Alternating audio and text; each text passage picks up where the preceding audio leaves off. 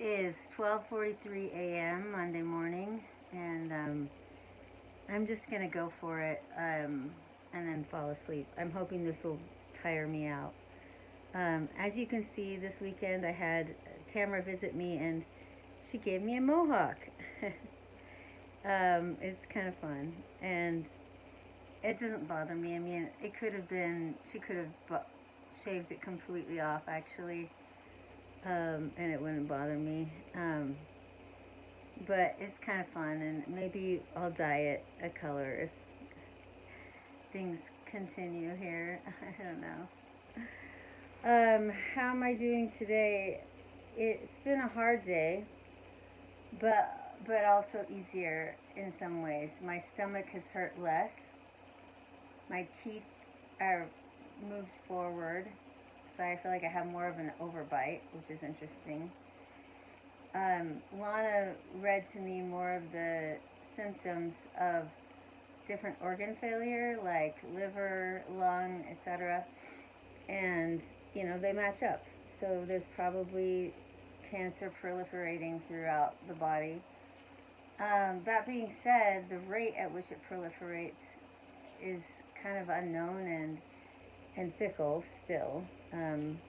Because sometimes I feel like I'm going to die tomorrow, and other days I feel like I've got energy. And today is one of those days where I feel like I have energy, and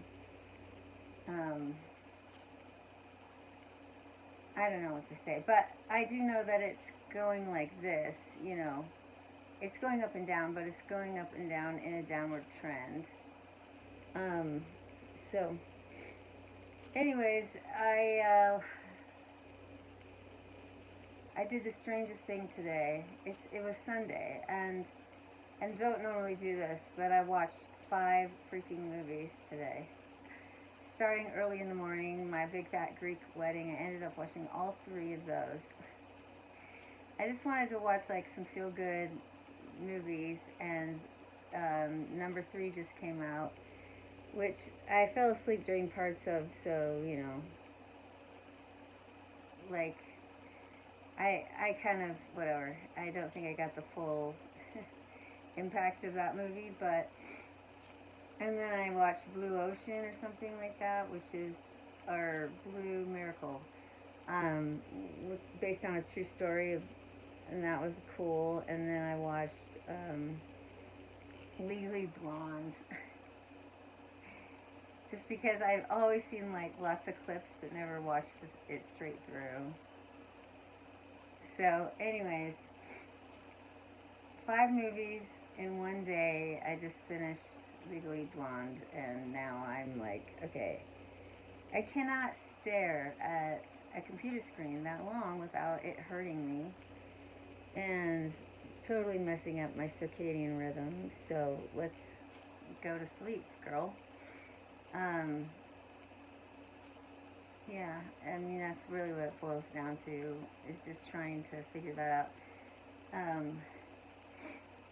Tomorrow I'll talk with my nurse again about like going to a tablet form of morphine, and then if that doesn't work, an injectable form, just to see what we can do so that when I have another big spell like I just went through, I can get through it with less discomfort. The discharge has turned from like a green stool and heavy to more of a yellow stool. It kind of alternates, but yellow stool to me means liver, green stool means perforation in the gut. So I'm pretty sure like something kind of major went down. And this is really interesting. Lana also found out via Tamara's contacts that um, something is happening with my kidneys. Well, my liver is degraded to the point where it's not cleaning the blood fully.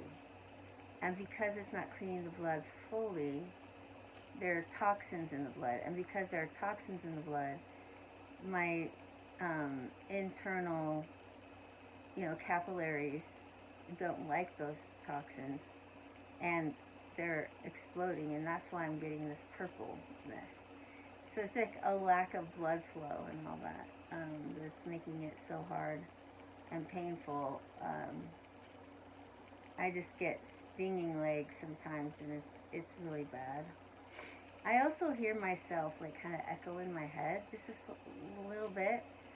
I think that's a sign that something weird is happening. I don't know what, but you know, it really came to the surface this weekend that I do want a hospice doctor who will explain to me more about what the dying process is for these different organs, because I have them all.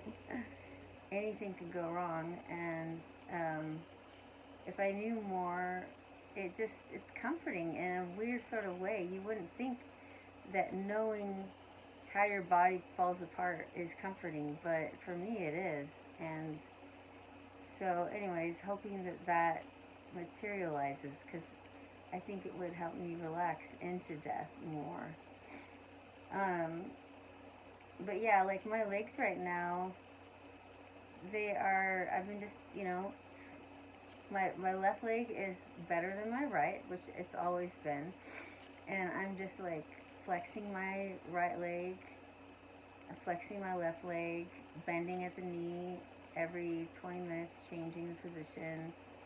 And turns out when you flex your muscles, even the piddling muscles that I have, I am excreting what they call hope molecules. Hope molecules are molecules that give protein and protective sort of measures to everything else in your body. And they get pumped when you flex your muscles. So it's kind of like cool to know that, an Instagram finding. Just, you got to keep moving. And that's why it's so important for everyone in hospice to have, in my opinion, to have physical therapy, so that they just keep moving those muscles in different ways, stretching them, flexing them. And it doesn't have to be hurtful, but you need that, because without it, you really lose the protective nature of those hope molecules, and you want that all the way to the last day of your life. So that's my belief, anyways. Keep moving. And hospice needs to change so that PT is required, not optional.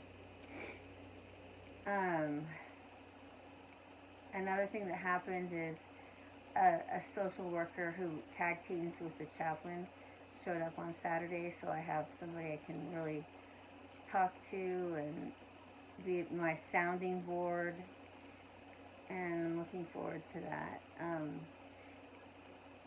So today, like, the major pain was my stomach, and believe it or not, a dose of this Pepto-Bismol, it only lasts like a half hour, and same with the 2-tablet dose.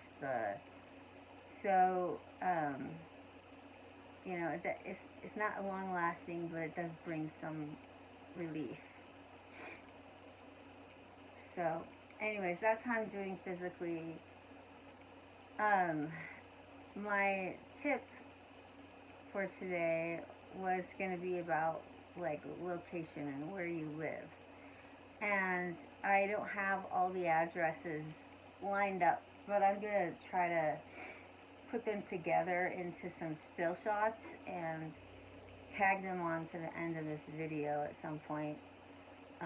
Once I get to know YouTube Editor better, or YouTube Studio better. So that'll be at the end of this video, but I just want to recap like where I have lived and why that's been important to my progression and growth. I was born in Provo, Utah, the first child of 11 to my parents, Mark and Cindy Weiss, just as they were graduating BYU. And I think, they gave birth to me right out of school. I think in many ways I was a shotgun baby, you could say, just in the sense that, I mean, they had me within the bounds of marriage, but um, I was, I came fast, and um, they always talk about taking me home to Pearl's basement. Pearl was their landlord, and I don't think I had a very comfortable uh, cradle. I think I slept in a drawer initially, but that's what poor students do, and it works. And then after a while, not too many months, they moved to Portland briefly, where both my mom and dad were most recently from. And from there, it wasn't there long, they moved to Kirkland up north. My dad wanted to raise his family kind of separate from his dad, and as I understand it, he wanted a little distance.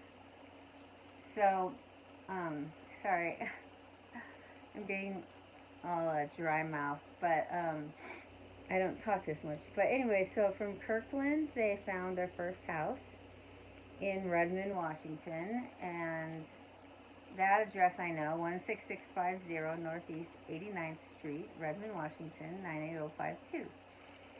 And that was a great place to live and grow up. It was called Education Hill because there were lots of schools planted all over, and a great place for young families. Our ward was large and growing always, the Redmond First Ward. And my dad was bishop of that ward for 3 years, and then after a period of time, I was 18, 19, 18, 18 when I went to college. So that put me down at the University of Puget Sound in a dorm, and luckily I did have an LDS roommate for just a bit. That was cool. That was a blessing, actually. And so that was my first year. Then I went home for the summer, came back, and the second year, I have to believe I lived in the chalets, I think, because I was working as a residential assistant to pay um, for housing. So I think I was in the chalets my sophomore year. And my junior year, I may have been helping out with, um, that's right, the German house, which was kind of funny because I only took two German classes. It wasn't a major, but it was a good experience, and I was in charge of all the language houses. And in some ways, it was my first introduction to real estate. So that was cool. Just like checking everyone in, checking everyone out. Then I served my mission, so I would have gone, um, home to Redmond, got set apart by President Sharp, went to Chile on my mission for a year and a half, then came back to Redmond, and at that point, I there was only like they were just finishing getting out of that house. Um, so then I moved into a single divorcee's house, and she taught me the value of a beautiful home. It was just so cozy, very purple and candles and marbles and just so pretty, and I loved how the home felt. And I rented the basement for the last 3 semesters of school. When I got my minor in Latin American Studies, I had already finished pretty much my music education major. So Then I graduate December of 2000, right? And I go to Portland and I live with Shannon for just a few months on the waterfront. That was Nato Parkway, and loved Nato Parkway. It was just fun being downtown, close to the train. I've loved trains, loved living close to trains. And we were right on the train track. Development connected to Union Station in Portland, Oregon. So there for a few months while I worked until I went to the Fulbright in Argentina. And in Buenos Aires, I lived in essentially three neighborhoods. The first one was a touristy neighborhood called San Telmo.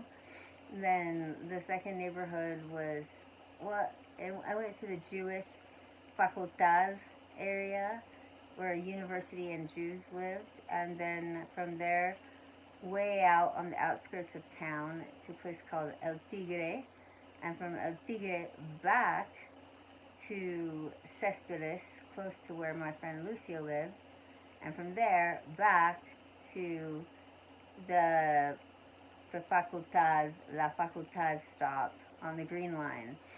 And that last place I lived was really cool because it was like the very top, the penthouse, you could say, but not elegant or anything, kind of cold. But I could overlook this tall building 5 stories, but I'd also have to walk 5 stories to get up to the top. So, anyways, then I came home and 9/11 had just happened. I lived with my parents for about a year and a half, I want to say.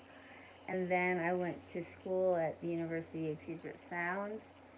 At University of Portland. And I did 2 years in the dorms there, again, paying for my housing. Then I did the same thing, University of Chicago. I paid, this is the first time I took out a school loan, was to pay for housing. So I paid for an international housing experience in the first year to get to know like other international students. I enjoyed that. There was a piano in the lobby and I could play the piano, and just it was fun, lots of diversity. And then the second year I moved into a basement apartment with some really nice girls. Then I split off and got my own studio apartment. And then after, I think I'm missing one. No, that might be it. After the studio apartment, I got the job in Bloomington. And once again, I rented for 1 year out of pocket.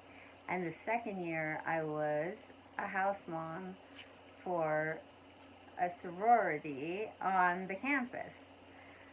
So I did a lot of living on campuses to pay for my housing, is essentially.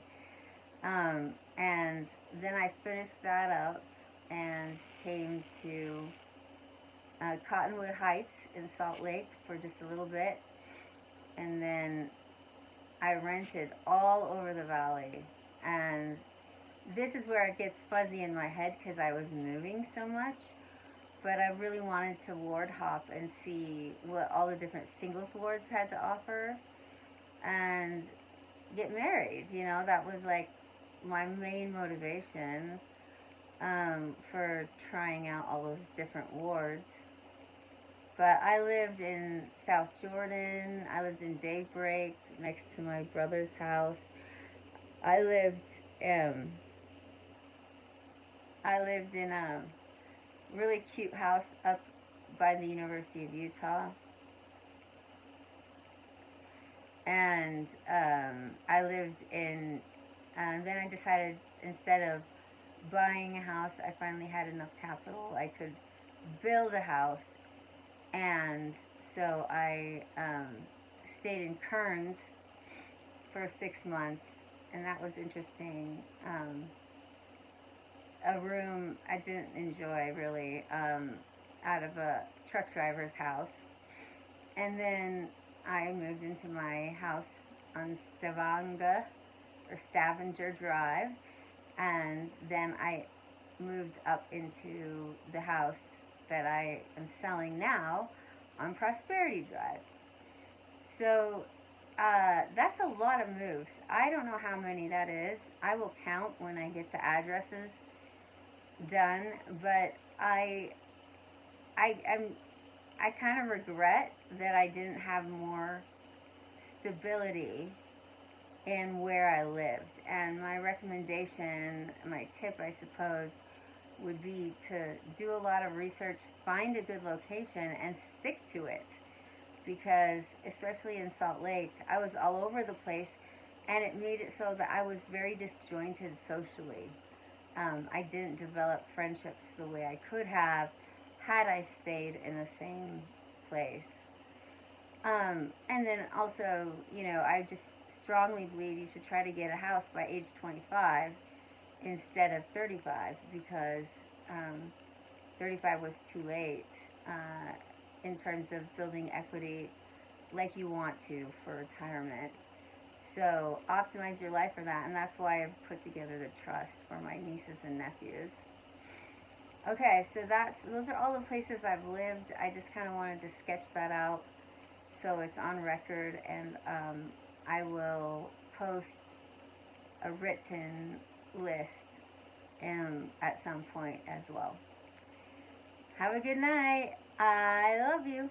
Bye.